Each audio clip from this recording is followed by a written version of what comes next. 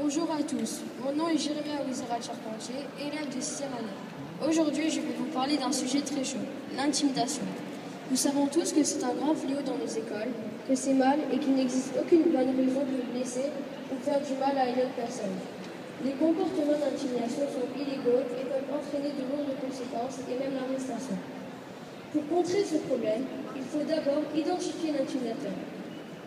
Pour ce faire, si nous sommes témoins ou victimes d'une scène d'intimidation, nous devons rompre le silence et ne pas hésiter à en parler à nos parents, nos professeurs, les surveillants, les intervenants et la direction de l'école. Surtout, nous devons insister auprès de nos parents pour qu'ils en parlent aux responsables de l'école et aux parents de l'agresseur. Ces derniers pourront donc arrêter l'intimidateur, comprendre les raisons de ses gestes et surtout lui faire comprendre la gravité et les conséquences de son comportement. Ils pourront prendre les mesures nécessaires pour aider l'agresseur, le soigner si nécessaire et combler ses besoins.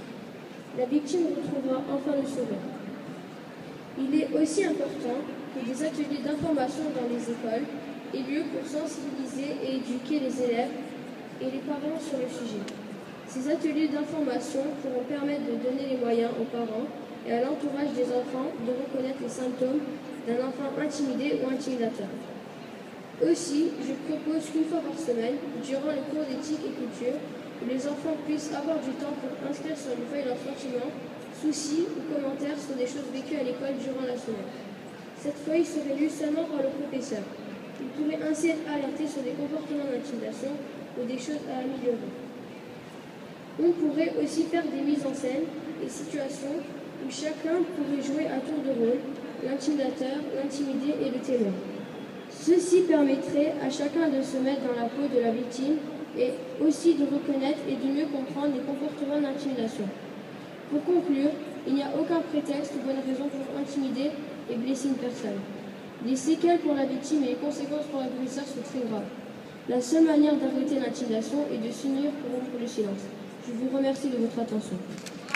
Bravo, bien écrit, Jérémy.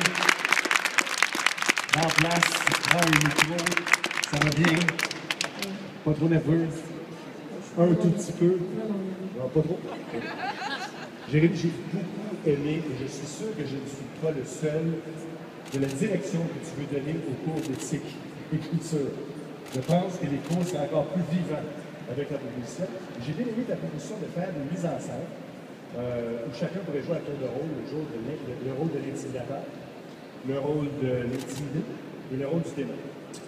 Moi, ce que j'aimerais savoir, dans de quelle mise en scène, quel rôle préfères-tu jouer si on faisait appel à toi? L'intimidé. L'intimidé? Dis-nous pourquoi.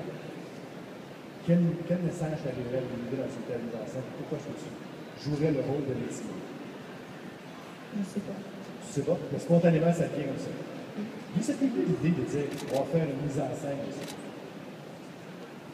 La seule personne qui a pensé à ça, pour faire une mise en scène. Comment ça fait cette idée-là? J'ai joué aux journalistes et puis j'ai demandé à quelques personnes des idées et ils m'ont donné plusieurs idées. T'as donné plusieurs idées, c'est sorti comme ça quand tu as fait ton rôle de journaliste. C'est une bonne approche, ça, Jérémy, qui agit en tant que journaliste. Jérémy, on a la chance d'avoir avec nous Martin Larocque. Je ne sais pas si tu savais, mais Martin a fait un paquet de conférences dans les écoles. Il se promène régulièrement. Il n'a pas besoin d'un autre job, c'est juste des farces. Est-ce que tu aimerais savoir quels sont, si Martin avait eu à répondre à cette question-là, c'est qui nous aurait dit? Dis oui, ça va vraiment bien pareil. Oui, ça va être bon. Dis oui, oui, je veux savoir. Même si c'est pas vrai, ça vous permet Ça de... te parle ça un peu? Oui, oui, c'est le temps d'un peu. Pauvre toi. Martin, qu'est-ce qu'on fait? Comment est-ce que vous avez répondu à cette question?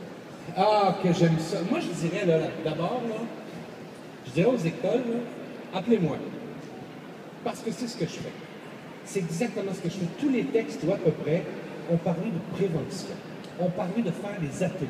Ont parlé de donner de l'information. Ont parlé de passer le message. Il me semble que c'est clair, là. Il me semble que, comme elle a dit, si on laisse aller tout le temps aller, finalement, on va en mourir. T'sais? Donc, j'ai l'impression que tout est là. La solution est dans leur bouche. Il faut faire de la prévention. Il faut en parler. Maintenant, comment? Par où on part? De quel bord on fait ça? Martin Larocque. Moi, je trouve que c'est la solution idéale et de les laisser parler, eux, de lire leurs textes dans les écoles. qu'eux lisent leurs textes devant les écoles, devant les groupes, devant les parents, devant les conseils exécutifs le soir, tu sais, les comités de parents, que nous, adultes, on entende la voix de l'intérieur, là où ça se passe. Parce que toi et moi, on peut l'analyser comme des adultes. On peut voir ce qui se passe, puis dire, c'est épouvantable, il y a des règles, il y a des lois. Mais quand ça part de là, quand c'est vécu là, c'est une autre game. C'est vraiment un autre match. Et c'est pour ça que la prévention prend un double sens. Et elle est essentielle, cette prévention-là. Elle existe. Elle existe. Il y a beaucoup de gens qui interviennent ici. Là. Les écoles doivent être au courant. Les parents doivent le demander à l'école. Du poids sur le premier P. Prévention. Du poids sur le premier P. La prévention. J'invite maintenant la bâtonnière du barreau de Montréal.